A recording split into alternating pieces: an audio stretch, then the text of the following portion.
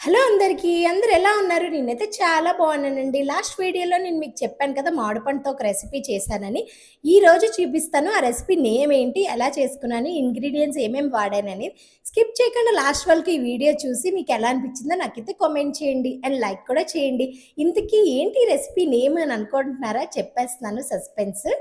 So, ఈ recipe name ఏంటంటే మామిడిపండు హల్వా అండి. వావ్! వింటేనే విచిత్రంగా ఉంది కదా! తింటే ఇంకా విచిత్రంగా ఉంటదండి. అంటే పుల్ల పుల్లగా, తీపి తీపిగా ఉంటది.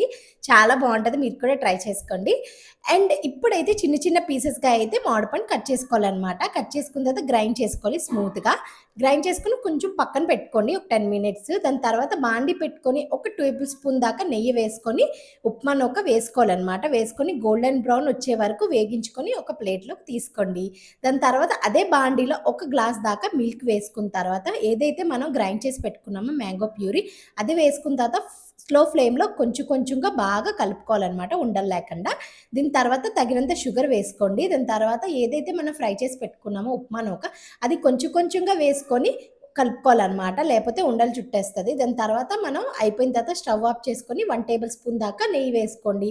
నెయ్యి వేసుకుంటే ఏంటంటే సాఫ్ట్‌గా ఉంటది. చాలా బావుంటదనమాట. సో, తర్వాత గార్నిష్ కోసం చిన్న బాండీ పెట్టుకొని దాంట్లో 1 టేబుల్ స్పూన్ దాకా నెయ్యి వేసుకొని మీ దగ్గర ఏ డ్రై ఫ్రూట్స్ ఉంటే ఆ డ్రై ఫ్రూట్స్ ఏసుకొని కొంచెం బాగా వేగించుకున్న తర్వాత వేసుకోవడమే. అంతే. ఎంతో సింపుల్‌గా టేస్టీగా మ్యాంగో హల్వా రెడీ అయిపోయింది. ఇప్పుడు టేస్ట్ చేసి ఎలా ఉందో చెప్పేద్దామా? సో, సర్వింగ్ బౌల్‌లోకి మొత్తం అంతా తీసుకున్న తర్వాత చల్లగయిన తర్వాత పైనుంచి చిన్న చిన్న మ్యాంగో పీసెస్ వేసుకొని చిన్న చిన్న పీసెస్‌గా కట్ చేసుకొని తినేయడమే. అంతే. ఎంతో టేస్టీ అయిన మ్యాంగో హల్వా రెడీ. మీరు కూడా చేసుకోండి. By by.